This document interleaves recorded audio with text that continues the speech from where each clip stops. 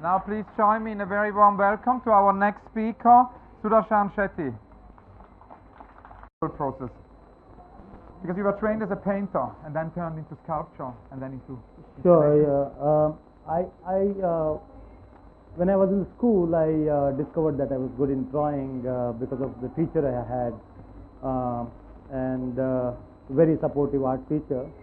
And by the time I was like just out of school, I could draw portraits of people with oil paint. And I was already known in my locality because I could do their dead relatives' portraits for some money, and I was already making money out of the so-called... I'm not sure because we have this extraordinary sound now coming from next door. So, and as the wedding gets louder and louder, we need to get louder and louder because otherwise people don't hear it. So I think the only possibility is that we speak up and probably hold the microphone very nearby because they do get louder every minute.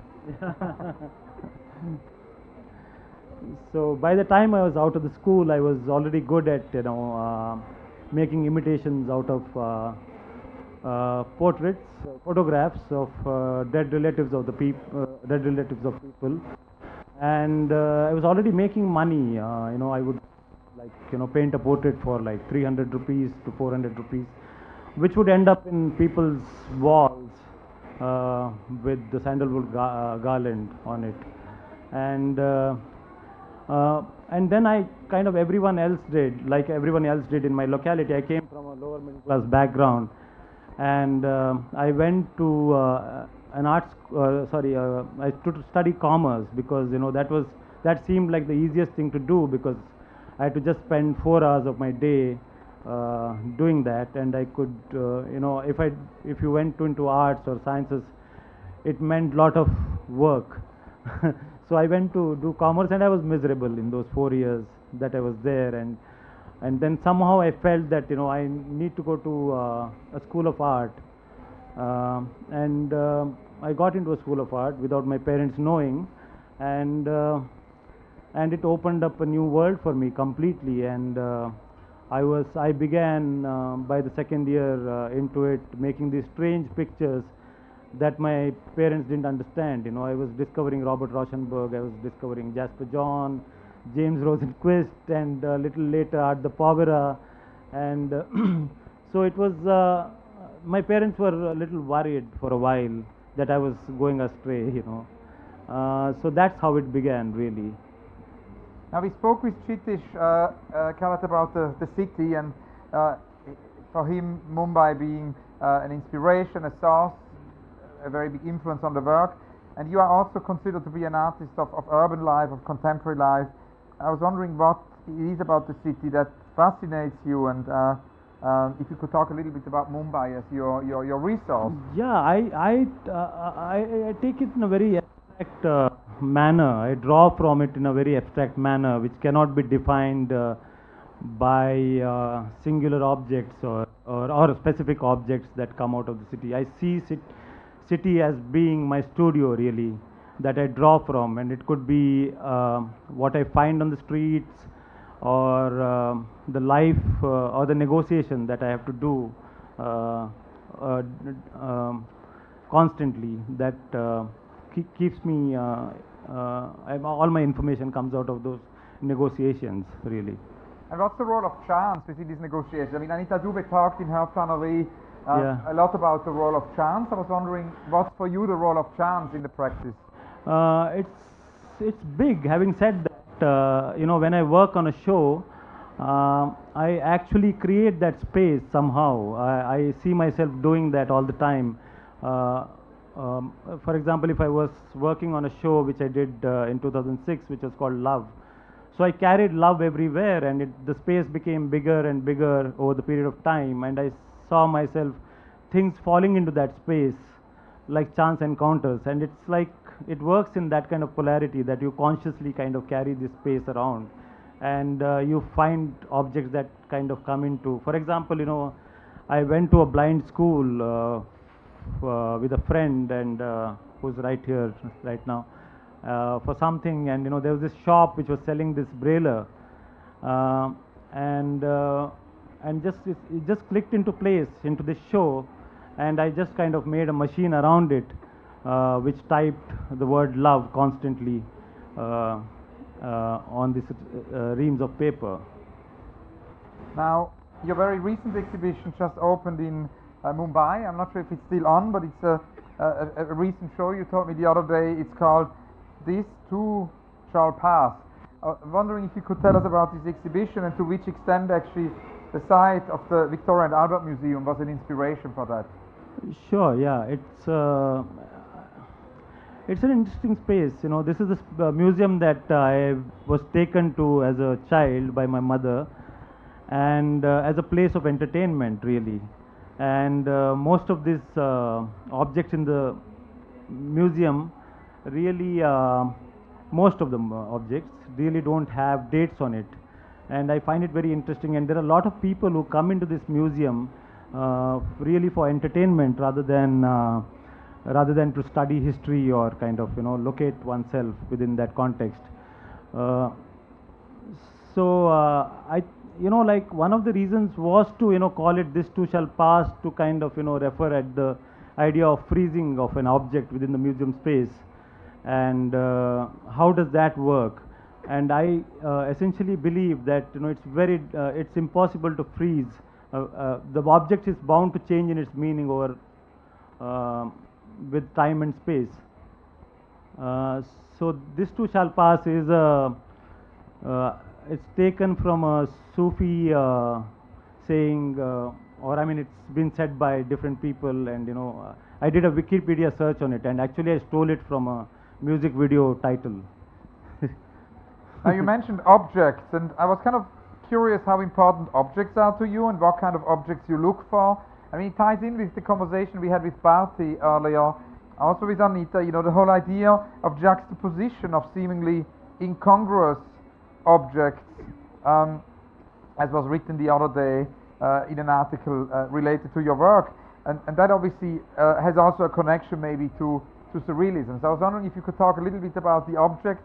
Are there ready-mades, are there altered ready-mades, and how do these incongruous encounters happen? I think surrealism was an influence in terms of an aesthetic approach, but I think in effect I kind of go against the idea of surrealism because it kind of becomes meaningless rather than taking you into another space of meaning. The idea of, you know, its meaninglessness is built into the making of my objects.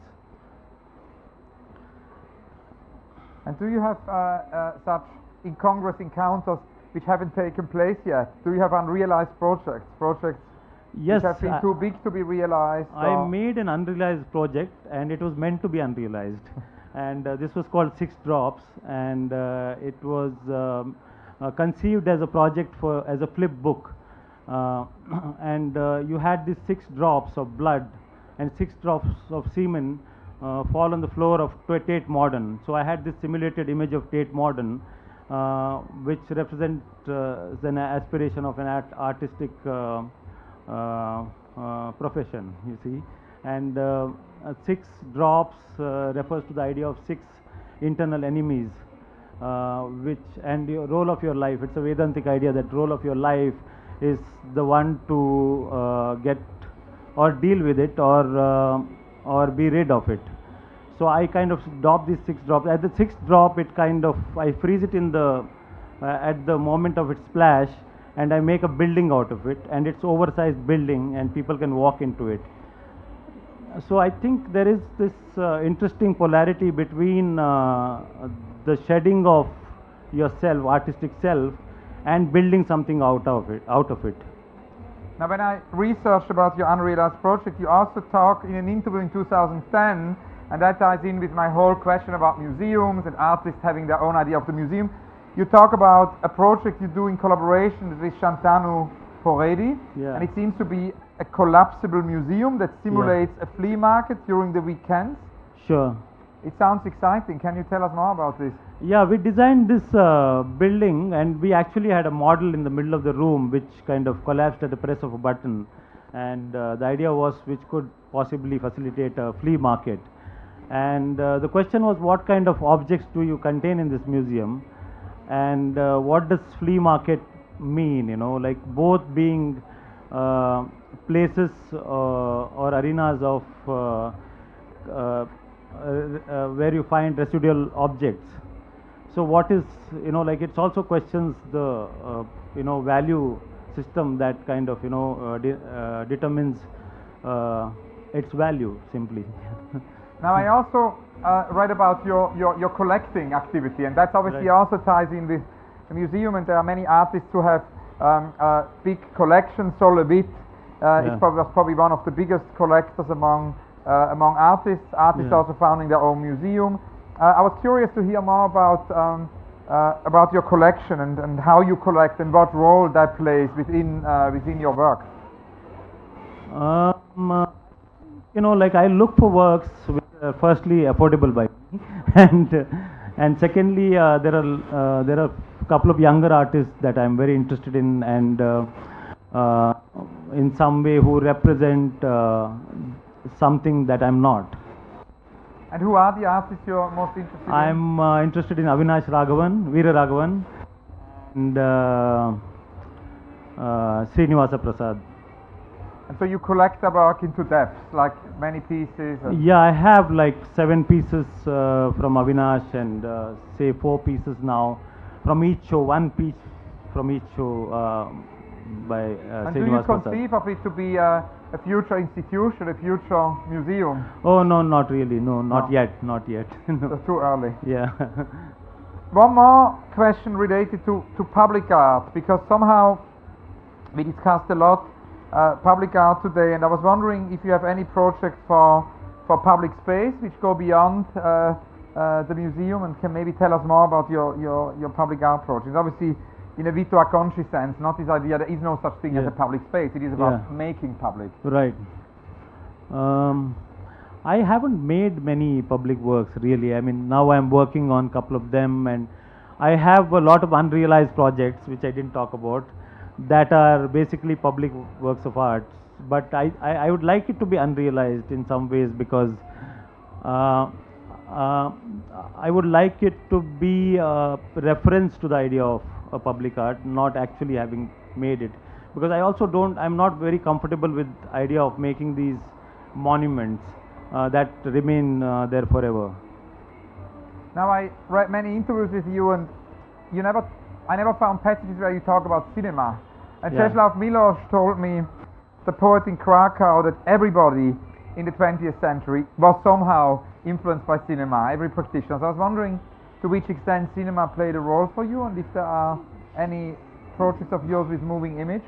Yeah, I've been watching cinema since I was a student of art. I've had the opportunity to watch a lot of classics, and one of the most important influences, I think, in terms of my aesthetic decisions about making my work is Robert Bresson, and the whole idea of taking this emotive content out of acting and out of making it actually is informs my practice really, even today. Great, thank you so very, very much, Sudarshan Shetty. Thank you very much. Thank you. Thanks a lot.